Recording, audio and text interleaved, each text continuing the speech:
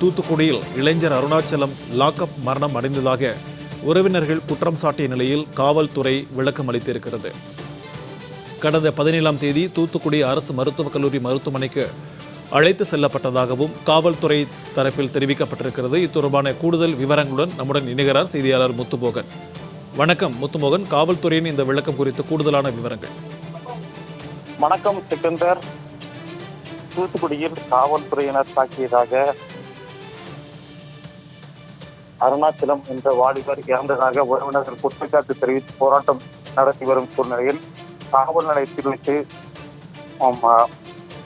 அவர் கீழே விழுந்து இறந்ததாக தற்போது காவல்துறையினர் விளக்கம் அளித்து அறிக்கை வெளியிட்டுள்ளனர். தூத்துக்குடி அமுதநகர் பகுதியைச் சேர்ந்தவர் அருணாச்சலம் வாலிபர். இவர் கடந்த 17ஆம் தேதி தூத்துக்குடி 3வது மைல் பகுதி அருகே வைத்து அரசு மதுபான குளம் அருகே மது விற்பனையில் ஈடுபட்டது தொடர்பாக தென்பாகம் காவல்துறையினர் அவரை கைது செய்து விசாரணை நடத்தி வந்தனர். சுமார் 120 மதுபாட்டில்களுடன். இதைத் தொடர்ந்து அவரை காவல் நிலையத்திற்கு காவலர்கள் அழைத்து சென்று விசாரணை நடத்திய பின்பு அவர் அங்கே கீழே விழுந்ததாக பின்னர் தூத்துக்குடி அரசு மருத்துவமனை சிகிச்சை சேர்த்தனர். இதைத் தொடர்ந்து இந்த சிகிச்சை வழங்கி பரிதாபம் இருந்தார். இதைத் தொடர்ந்து இறந்த அருணாச்சலத்தின் குடும்பத்தினர் காவல்துறையினர் தாக்கியதால் தான் அவர் இறந்ததாக குற்றச்சாட்டு தெரிவித்து தொடர்ந்து போராட்டத்தில் ஈடுபட்டு வருகின்றனர். இதன் காரணமாக பெரும் பரபரப்பு ஏற்பட்டுள்ளது. இந்த நிலையில் இந்த சம்பவம் தொடர்பாக தற்போது காவல்துறையினர் விளக்கம் அளித்து அறிக்கை வெளியிட்டுள்ளனர். இந்த விளக்கத்தில் கடந்த 17/7/2022 தூத்துக்குடி அமுதநகரைச் சேர்ந்த அருணாச்சலம் என்பவர் மதுவிலக்கு அமலாக்கத்துறை என்பது 120 மது பாட்டில்களுடன் பிடிக்கப்பட்டதை தொடர்ந்து தூத்துக்குடி தெற்கு காவல் நிலையத்தில் தமிழ்நாடு மதுவிலக்கு சட்டத்தின் பிரிவு 4/1A மற்றும் 14A கீழ் குற்ற எண் வழக்கு பதிவு செய்தனர். மேலும் அவர் கைது செய்யப்பட்டதை தொடர்ந்து உரிய சட்ட நடைமுறைகள் அனைத்தும் முறையாக பின்பற்றப்பட்டன.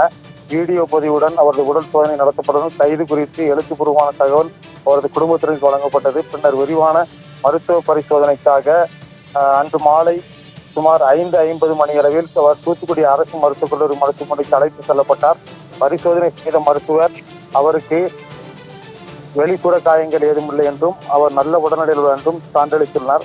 மருத்துவ பரிசோதனைக்கு பிறகு கூடுதல் சட்ட நடைமுறைகளை நிறைவு செய்வதற்காக அவர் காவல் நிலையத்திற்கு கொண்டு வரப்பட்டார். அங்கு ஏற்கனவே இருந்த மற்ற குற்றஞ்சாட்டப்பட்டவரும் காவல் நிலைய காவலில் லாக்கப்பில் வைக்கப்பட்டார். அங்குள்ள மற்றவர்கள் இயல்பாக நின்று பேசிக் கொண்டிருக்கும் அவர் திடீரென காவல் நிலையத்திற்குள் தானாகவே கீழே சரிந்து விழுந்தார். இந்த சம்பவம் காவல் நிலைய காவலுக்கு முன்பாக பொருத்தப்பட்டிருந்த சிசிடிவி கேமராவில் பதிவாகியுள்ளது.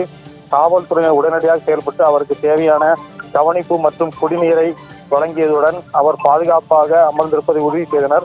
காவல் நிலைய வரவேற்பில் இருந்து அவரது தாயாரும் வரவழைக்கப்பட்டார். அதன் பிறகு அவரது உடல்நிலை இயல்பாக தெரிந்ததால் அவர் காவல் நிலைய ஜாமீனில் விடுவிக்கப்பட்டார். மேலும் முன்னெச்சரிக்கை